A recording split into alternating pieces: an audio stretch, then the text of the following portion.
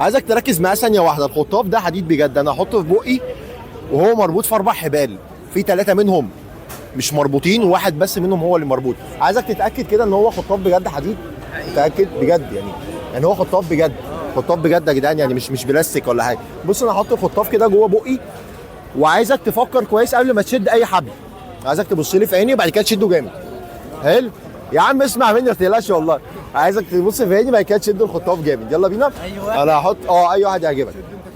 هحط الخطاف في بقي كده كده.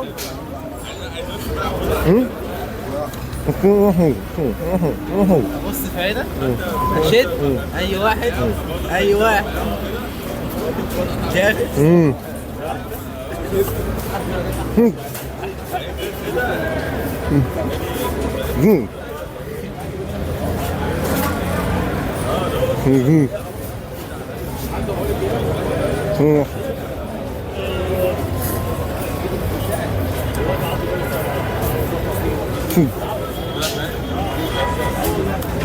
بقى حبل واحد بس يا جدعان من الخطاف. ممكن تقول لي ان الحبل ده كمان مش مربوط، بس انا عايزك تمسك كده الخطاف كويس. امسك الخطاف كويس. بص الحبل ده مربوط بجد، مربوط بجد في الخطاف. يعني انت لو كنت شديت الحبل ده كان زمان بقي طار.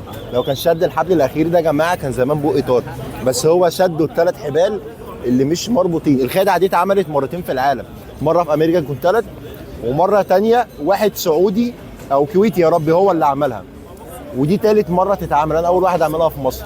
لو عجبتك اعمل لايك واعمل شير الفيديو.